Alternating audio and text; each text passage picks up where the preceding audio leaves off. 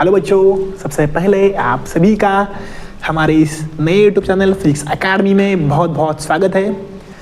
सभी बच्चों का बोर्ड्स का एग्ज़ाम नज़दीक आ चुका है और सभी बच्चे परेशान हैं, टेंशन में हैं और कुछ सोच रहे हैं कि हमें ये करना है, वो करना है, वो करना है। मतलब बहुत लोगों को टेंशन है कि कैसे मार्क लाए जाए, कैसे क्या किया जाए।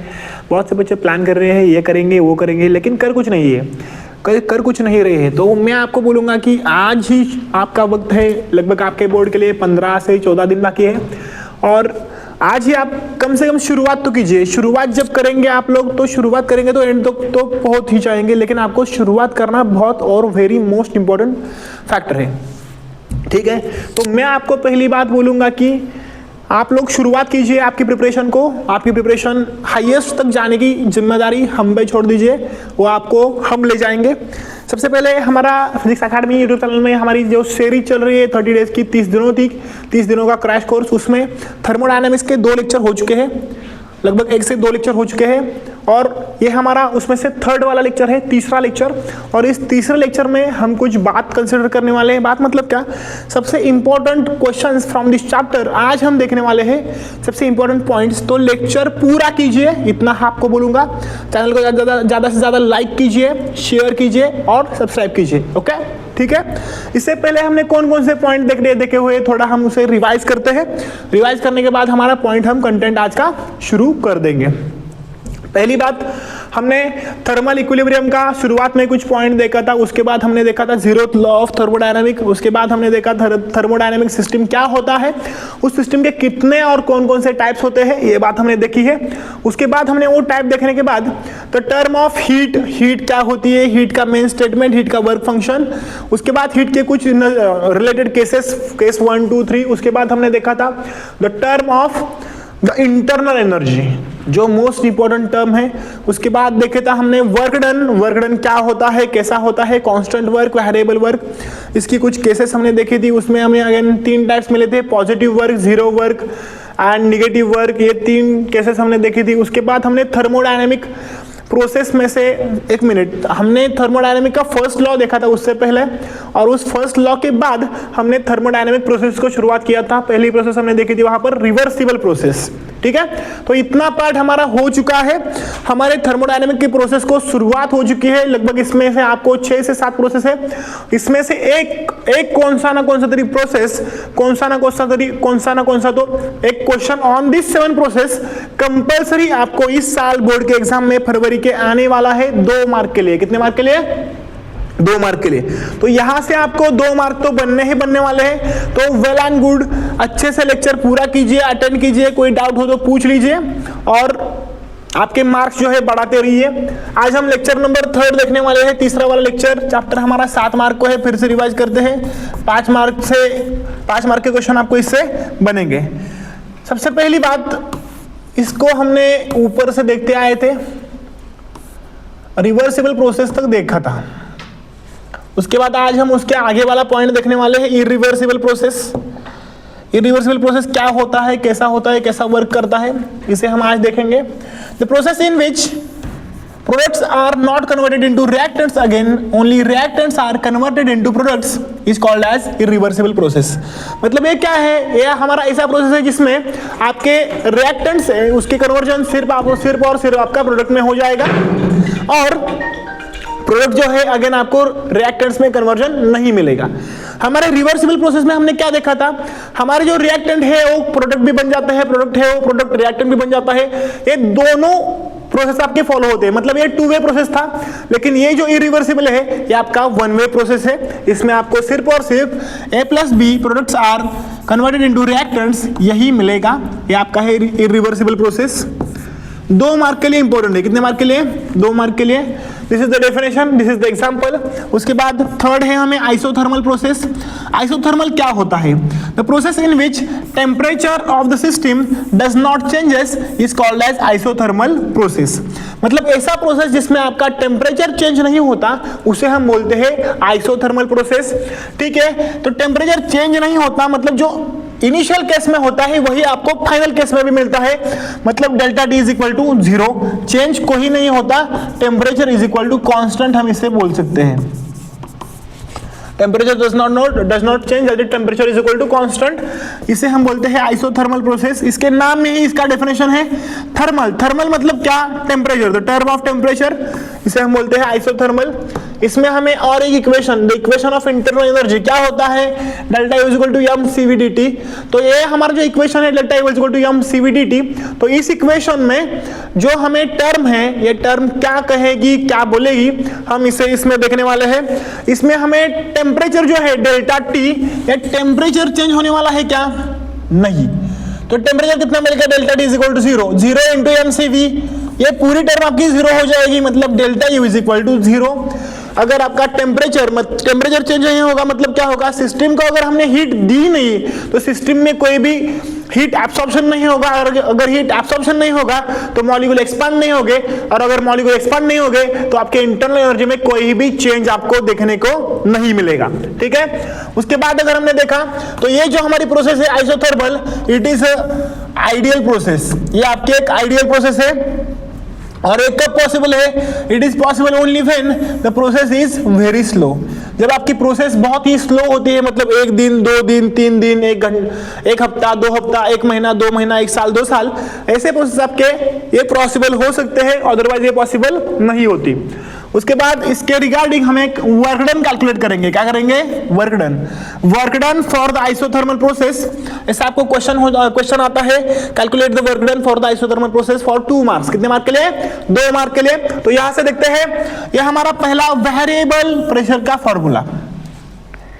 मतलब जब हम वर्क डन देखते हैं उसका रिगार्डिंग आपको 2 फॉर्मूला है। पहला तो कांस्टेंट प्रेशर, सेकंड वन आपको वेरिएबल प्रेशर। तो ये आपको मिलेगा ओमेगा, मतलब work done W is equal to integral of VI to VF PdV।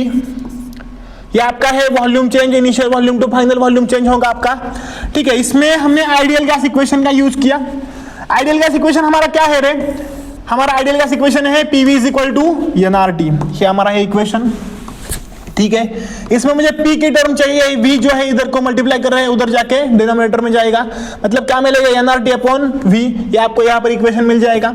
अगर ये मैंने P की वैल्यू इस इक्वेशन में रख दी, equation of VI to VF PdV, P की जगह पर ये वैल्यू मुझे रखनी है, मतलब क्या मिलेगा? Integral of VI to VF NRT upon VdV, इधर मुझे मिल गया।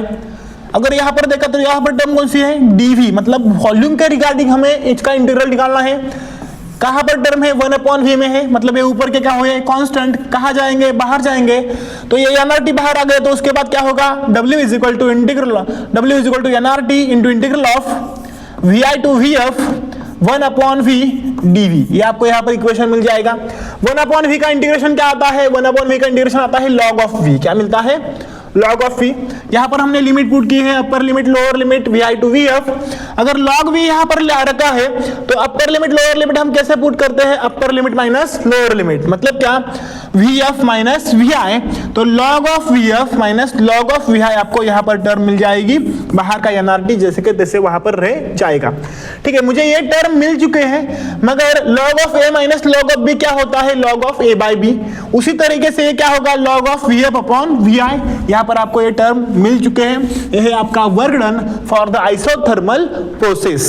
इसे आप 2 मार्क के लिए कैलकुलेट कर सकते हैं।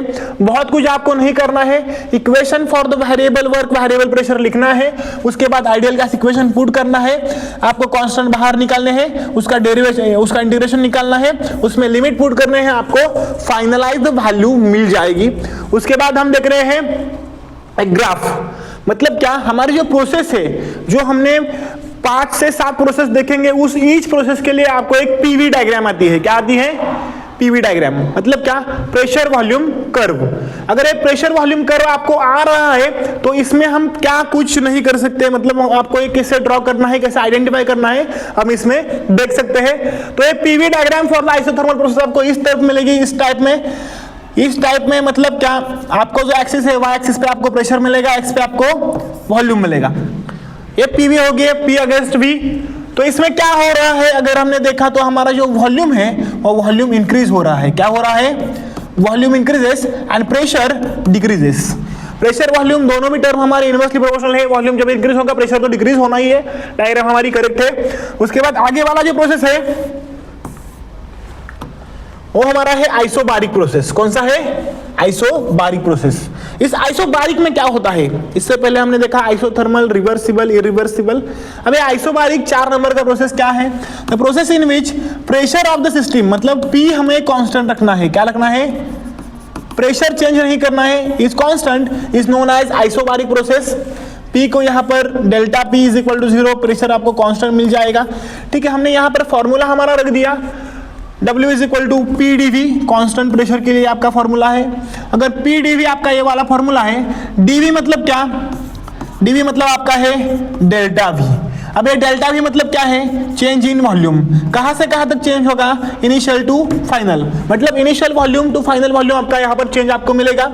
अगर ये चेंज यहाँ पर मिलेगा initial to final volume, then हम इसे डेल्टा वी को, डीवी को ऐसे लिख सकते हैं क्या?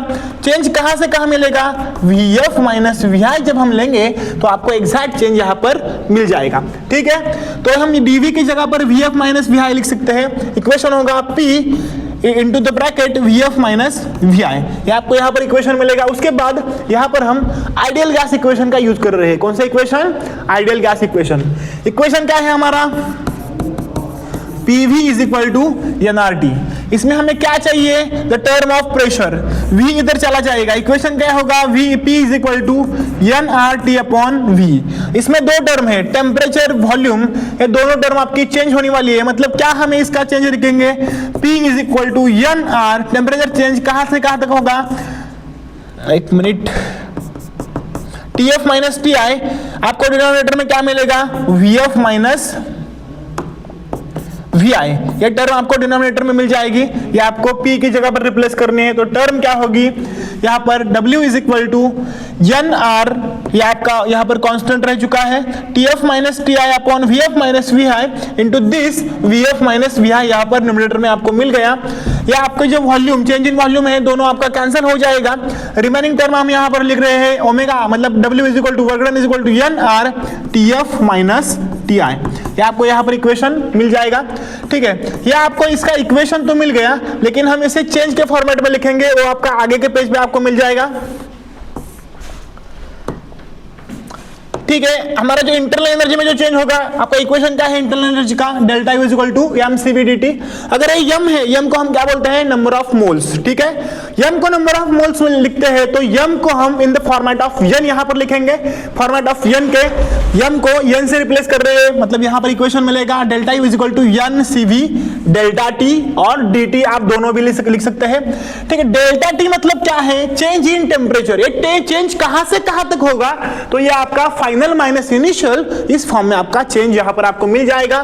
तो यहाँ पर हम लिख सकते हैं TF माइनस TI, तो ये आपका डेल्टा यू का इक्वेशन होगा, delta U is equal to NCV TF minus TI, ये आपको इक्वेशन मिल जाएगा। उसके बाद अगर हमने देखा तो फर्स्ट लॉ ऑफ थर्मोडायनामिक्स हमें क्या बताता है?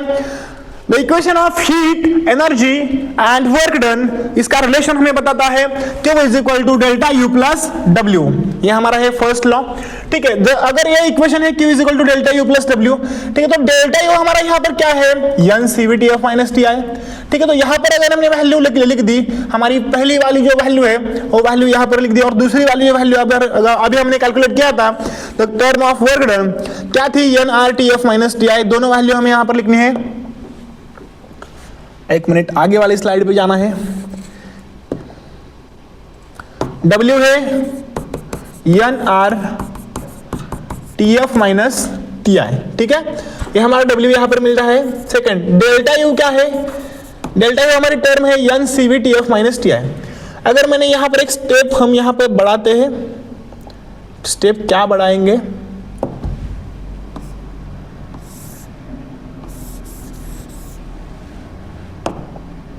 एक मिनट, और एक यहाँ पर थोड़ी जगह चाहिए हमें,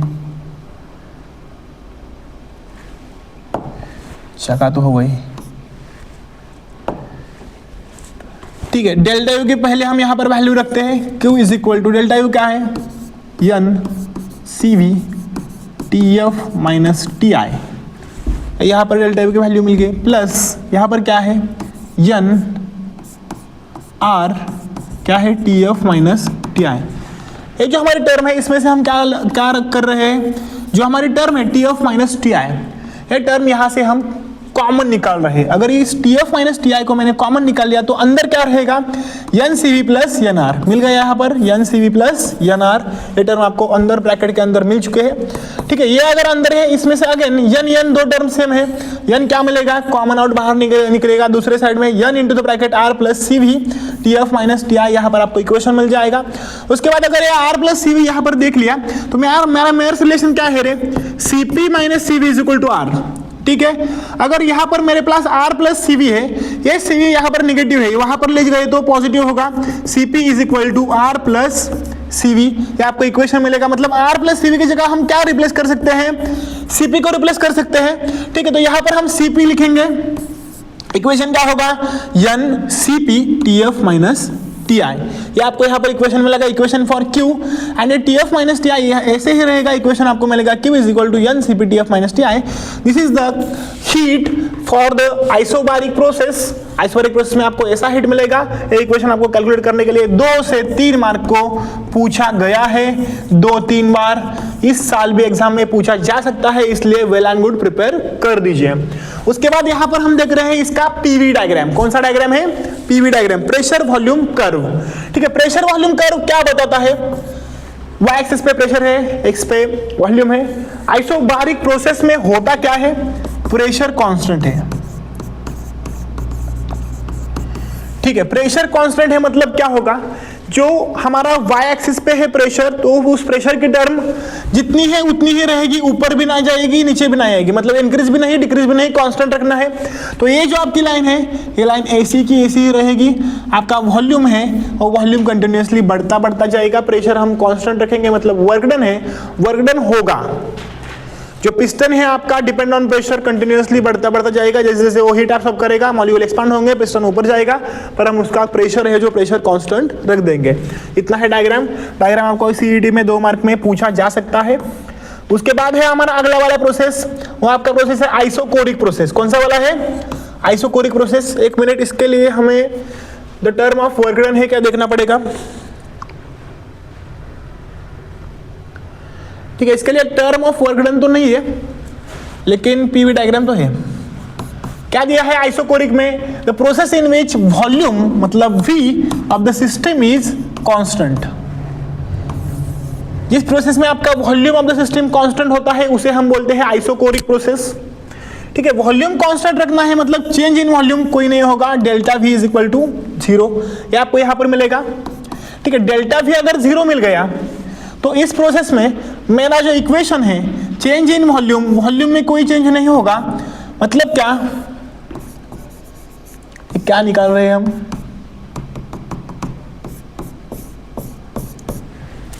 ये हमारा है मूवेबल पिस्टन। ठीक है, इसमें क्या है, गैस एनक्लोज क्या है, नीचे क्या है, बर्नर है। बर्नर क्या होगा, सिस्टम को हीट देगा। ठीक है, बर्नर अगर सिस्टम को हीट देगा, हीट देने के बाद सिस्टम में क्या होगा, मॉलिक्यूल एक्सपांड होगा, एक्सपांड होने के बाद हमारा पिस्टन ऊपर जाएगा, वर्क डन होगा। चेंज इन वॉल्यूम, पिस्टन ऊपर भी नहीं जाना चाहिए, नीचे भी नहीं आना चाहिए, पिस्टन जिधर है उधर ही हमें रखना है। मतलब क्या, अगर पिस्टन ऊपर भी नहीं जाता नीचे भी नहीं आता, मतलब क्या होता है, वर्क डन नहीं होता। मतलब वर्क डन क्या होगा, work done is equal to also 0।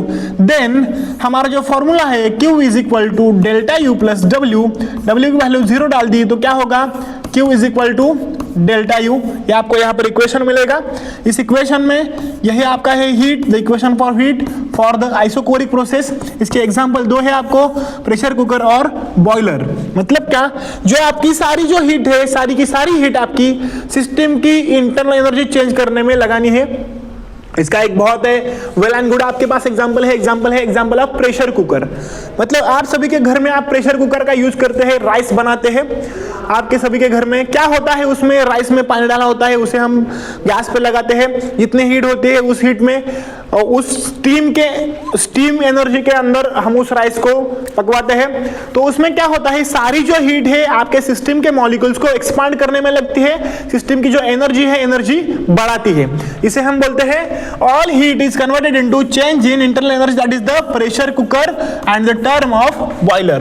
इसका हमारे पास एक PV डायग्राम है, प्रेशर वॉल्यूम कर्व। एक एक्सिस पे हमने y पे हम प्रेशर देख रहे हैं, x पे हम वॉल्यूम देख रहे हैं, इसे हम बोलते हैं PV डायग्राम, PV ग्राफ। क्या करना है इसमें, वॉल्यूम कांस्टेंट रखना है। क्या करना है? वॉल्यूम कांस्टेंट रखना है, मतलब वॉल्यूम जो है वो इधर भी नहीं आएगा, इधर भी नहीं जाएगा, वो इधर के इधर ही रहेगा। ये वॉल्यूम अगर कांस्टेंट रखवाना है तो मेरा इसमें क्या होगा, वॉल्यूम कांस्टेंट है, प्रेशर बढ़ेगा, प्रेशर कम होगा, प्रेशर बढ़ेगा कम होगा, इसमें क्या होगा, internal energy of the system change होगा, मतलब राइस है पक के आपको मिल जाएगा। इनिशियल केस में छोटा था, पकने के बाद बड़ा हो गया पानी वगैरह एब्सॉर्ब करने के बाद। तो ये आपका यहाँ पर प्रेशर चेंज दिखेगा इस पीवी डायग्राम में। ये आपका है PV diagram for the isochoric process. उसके बाद हम देखने वाले हैं एडियाबैटिक प्रोसेस। एडियाबैटिक के लिए यहाँ पर एक मिनट, यहाँ पर आपको एडियाबैटिक के लिए पीवी ग्राफ देखना है, अवेलेबल है या फिर नहीं। ठीक है, एडियाबैटिक प्रोसेस अगर देखा आपने तो एडियाबैटिक के लिए आपके पास पीवी ग्राफ अवेलेबल नहीं है। एडियाबैटिक आपको इसी से फॉलो हो जाएगी। ठीक है, बात पहली, एडियाबैटिक में क्या दिया है, the process in which no any heat transfer takes place between the system and surrounding is called as adiabatic process. मतलब इसमें क्या होगा, सिस्टम आइसोलेट होगी। क्या होगी? सिस्टम आपकी आइसोलेट की होगी। मतलब क्या, द एग्जाम्पल ऑफ थर्मास, हम इसे थर्मास बोल सकते हैं, इसे हम बोलते हैं एडियाबैटिक प्रोसेस। हीट ट्रांसफर नहीं होगा, Q इज इक्वल टू 0। अगर Q की वैल्यू 0 है, सिस्टम में हीट जाएगा भी नहीं, बाहर आएगा भी नहीं, Q इज इक्वल टू 0 मिलेगा। तो इसके लिए हम क्या लिखते हैं, the system is fully isolated. मिला यहाँ पर जो हमने बोला था, Q is equal to delta U plus W, first law लिख लिया। इसमें अगर जो मेरी वैल्यू है, द वैल्यू ऑफ Q अगर 0 है, क्या करता हूं मैं, इस W को यहां पर भेजता हूं, इधर पॉजिटिव है, इधर आके नेगेटिव हो जाएगा, delta U is equal to minus W equation मिलेगा। इस नेगेटिव को इससे भी दे सकता हूं, W is equal to minus delta U, ये भी आपको मिल सकता है। दोनों भी इक्वेशन इसके लिए वैलिड है, सेटिस्फाई है। इसके लिए कोई आपको पीवी डायग्राम नहीं है, लेकिन इसके लिए आपको वर्क डन है। क्या है? Work done. एडियाबैटिक प्रोसेस में वर्क डन को कैलकुलेट करना इंपॉर्टेंट पार्ट है, इंपॉर्टेंट फैक्टर है। बड़ा इक्वेशन बनता है, इक्वेशन 3 मार्क के लिए इंपॉर्टेंट है, आपको बोर्ड को ले आ सकता है। इसके पहले 2-3 बार पूछा गया है, इसलिए इसके लिए प्रिपेयर करवा दीजिए। फॉर्मूला लिख दिया वेरिएबल प्रेशर का, क्या है, W is equal to integral of VI to VF P dV। ठीक है, जो एक हमारा एक इक्वेशन है, equation for the adiabatic process. क्या है इक्वेशन हमारा, PV raise to gamma is equal to constant. PV का कांस्टेंट रेशो हमने गामा के फॉर्म में लिखवा दिया है। ठीक है, PV raise to gamma is equal to constant, इसे हमने ए लिख दिया क्योंकि हम यहाँ आगे लगने वाला है। ठीक है, ये वी रेज़ टू गामा है, इधर मल्टीप्लाई कर रहा है, उधर गया तो डिवाइड हो जाएगा, C upon V raise to gamma, P चाहे पी का आपको इक्वेशन मिलेगा। उसके बाद हमें पी की वैल्यू है इधर रखनी है, इस वर्क डन में, इस वर्क डन के इक्वेशन में। तो यहाँ पर क्या मिलेगा, W is equal to integral of VI to VF, यहाँ पर मिलेगा C upon V raise to gamma dV, मिल गया यहाँ पर। ठीक है, उसके बाद ये C कांस्टेंट है, क्या करेगा, बाहर जाएगा। ये V क्या है, नीचे निचला वाला हिस्सा है, इसे हम कैसे करेंगे, ये अगर ऊपर गया तो ऊपर क्या होगा, इसका इक्वेशन यहाँ पर इसे मिलेगा, VI to VF, C constant बाहर, V raise to minus gamma, gamma का इनवर्स हो जाएगा डिनोमिनेटर की टर्म अगर हमने न्यूमरेटर में ले ली। ठीक है, गामा का इनवर्स तो हो चुका है, मतलब x रेज़ टू n का फॉर्मूला है। क्या है formula x raise to n का, इंटीग्रल में क्या कहता है, x raise to n plus 1 upon, sorry थोड़ा सा गलती हो गई, x raise to n plus 1 upon n plus 1, ये आपको यहाँ पर ऐसा इक्वेशन मिल जाएगा। ठीक है, ये ऐसा जो इक्वेशन है, ऐसा इक्वेशन आपको यहाँ पर मिल जाएगा। तो यहाँ पर क्या है, v raise to minus gamma, तो इक्वेशन क्या मिलेगा, v raise to minus gamma plus 1 upon minus gamma plus 1, ऐसा आपको यहाँ पर इसका इंटीग्रेशन मिल जाएगा। ठीक है, तो यहाँ पर लिखते हैं value v raise to minus gamma plus 1 upon minus gamma plus 1, मिल गया यहाँ पर v raise to minus gamma plus 1 upon, यहाँ पर मिलेगा माइनस गामा प्लस 1। एक मिनट, यहाँ पर क्या हो गया,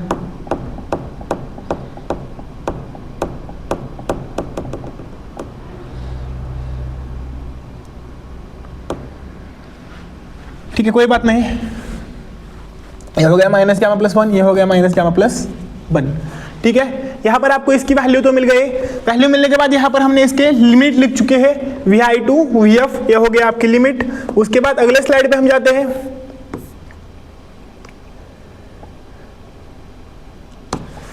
ठीक है, इक्वेशन यहाँ पर अगर हमें मिल गया तो इक्वेशन था हमारा अंदर V raise to minus gamma plus 1 upon minus gamma plus 1, बाहर था C, ऐसा इक्वेशन था, इसके लिमिट थे VI टू VF, ये वाला हमें इक्वेशन लिख दिया था।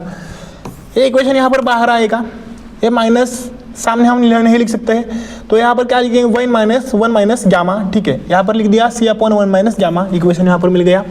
अंदर को क्या होगा, डिनोमिनेटर तो निकल गया, सिर्फ आपके पास क्या आ रहा है न्यूमरेटर में अगर हमने देखा तो माइनस गामा प्लस 1 है, इनवर्स है, अगर नीचे गया तो पॉजिटिव हो जाएगा, मतलब क्या नीचे क्या मिलेगा आपका इसका टर्म, ये इसके अपोजिट हो जाएगा, मतलब क्या गामा -1 यहाँ पर आपको 1 मिल जाएगा ब्रैकेट के अंदर। तो यहाँ पर हम इसे लिख रहे हैं 1/v गामा -1, लेकिन इसका लिमिट है VI टू VF, मतलब upper limit minus lower limit, upper limit क्या है फाइनल वॉल्यूम।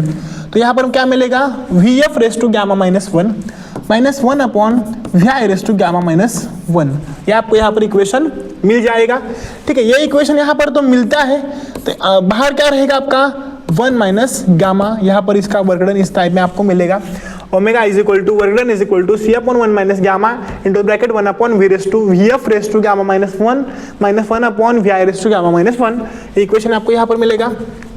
इक्वेशन नंबर ए की जो वैल्यू है, putting equation number A in above equation we get क्या है PV gamma is equal to C की टर्म क्या है यहाँ पर है, इस C की टर्म आप जाएगा अंदर, यहाँ पर दो वॉल्यूम हो गए फाइनल इनिशियल दो फॉर्म में, तो PF VF और PI VI raise to gamma, ऐसे आपको यहाँ पर टर्म मिल जाएगी, ठीक है। PF VF raise to gamma पहला वाला होगा, पहले वाले का numerator, PI VI raise to gamma दूसरे वाले का न्यूमरेटर आपको यहाँ पर मिल जाएगा, डिनोमिनेटर की टर्म जैसे की तैसी रहेगी, VF raise to gamma -1 VI raise to gamma -1 आपको यहाँ पर मिल जाएगी।